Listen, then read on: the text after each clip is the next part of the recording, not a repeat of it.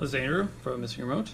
I have a Zooz 4-in-1 sensor. This is a Z-Wave sensor, and it claims to work with all these, but it should work with most Z-Wave home automation controllers besides the ones that are here. I'm going to be using it with a Habitat home automation controller, and even though it's not listed, I know that it works. As a 401 sensor, it supports motion, light, temperature, and humidity. I don't tend to use the temperature and humidity when I install one of these, but I do find that the light is useful for triggering. Most of the time when I use a motion sensor, I use it to trigger a light, and I usually only want it to trigger the light when the light level is below a certain level. So that's where that second sensor is quite useful. So go ahead and open it up.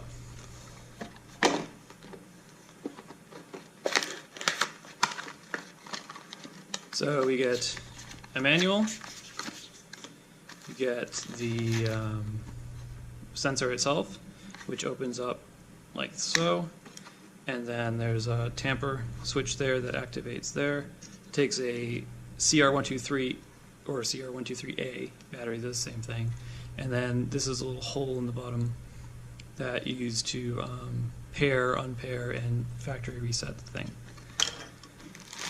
It comes with a variety of mounting hardware and stickers that you can use to stick it somewhere, and then the paper clip that you'll need to press the button in the bottom. Oh, on a note, I don't use these. They work really well in that they stick really well, but they stick better than I want them to. So if you need to move it, if you're going to paint the wall or basically, if you need to move for any reason, it tears the paint off the wall. So you're going to paint the wall afterwards if you use this. So I tend to use just the nicer 3M stickums that you can pull, and they come off the wall nicely without destroying it. So I just put that in there.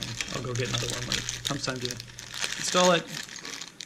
It comes with a battery, which is nice, and then some different mounting options. I'm going to go ahead and throw the battery in. It'll blink a few times. I want to close it up before pairing. And then get the paper clip out.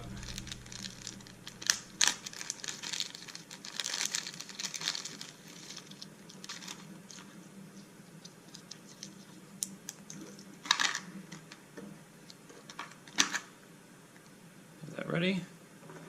Then go ahead and open up your home automation. It's going to be a little different depending on what your home automation controller is. This is a Z-Wave switch. I'm going to start the Z-Wave pairing, and then I'm going to tap this twice. You see how it starts to blink.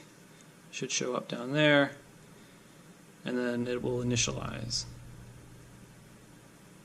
Now, I have had it happen with pretty much all of these that I've used, where the first time I do this, it just doesn't work.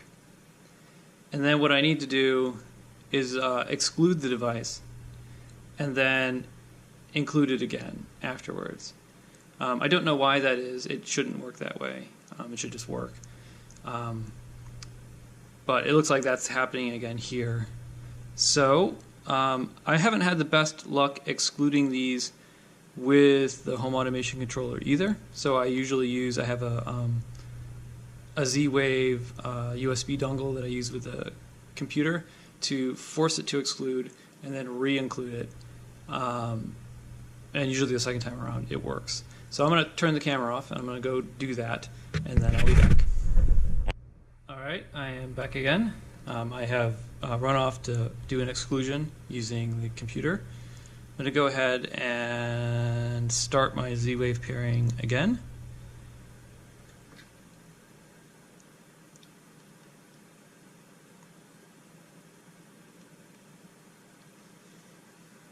It's found again,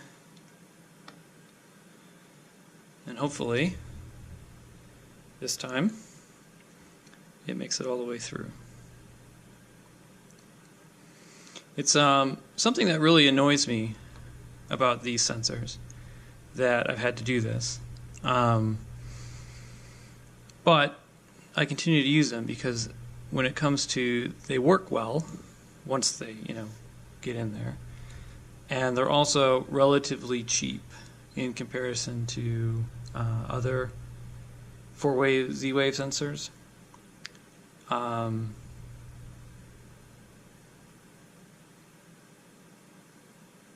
But it actually looks like it's gonna not go again. Oh, is it gonna work? No, it's not gonna work. So I guess maybe we'll try that one more time. All right, we're back again. Hopefully third time's the charm. So we'll start our Z-wave pairing again.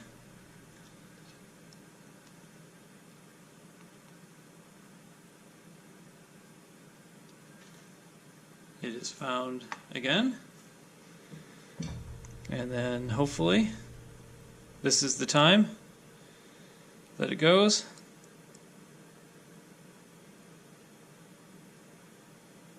Nope. Not promising. Not promising at all.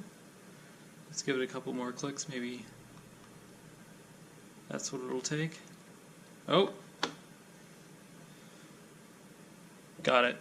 So now this is going to go into my utility room.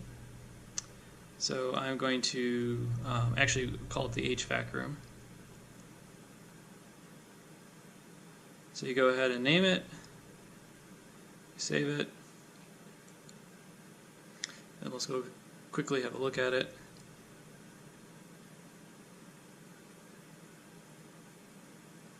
So basically I'm going to install a Z-Wave switch in the HVAC room, and then, where'd it go? And then I'm going to make it so that this, when you walk in there, this sensor turns the light on. So basically a lot of times I walk into the HVAC room with stuff in my hands, and it's inconvenient to hit the light switch. Where'd it go? Oh, there we go. Yeah, I just called HVAC. Oops. We're going to have to change that. So we have humidity. Motion is active because, I'm moving around with it. It's a couple of changes, and the tamper is clear. It doesn't show the light level yet. That may take a few seconds to come through on the device. But let's go ahead and change the name so it's a little bit more descriptive. There we go. HVAC motion. It's a Zooz 4-in-1 sensor. Save the device. Okay. So yeah, it may take a bit to actually get the light level stuff. But my HVAC room is in the basement anyway, so I'm always going to want it to fire. I never want it to not fire based on the light levels, because light level is always going to be low. Anyway, I'll get it installed, and then we can go have a look and see how it works. Alright, so I have the motion sensor installed in the HVAC room, and I've also installed a Z-Wave switch in the wall there, and set up the motion rules inside of the Habitat home automation controller. And so we're just going to see it work. I'm going to walk in, and what should happen is that the light turns on. The sensor's right up there, and so that's pretty much all there is to it.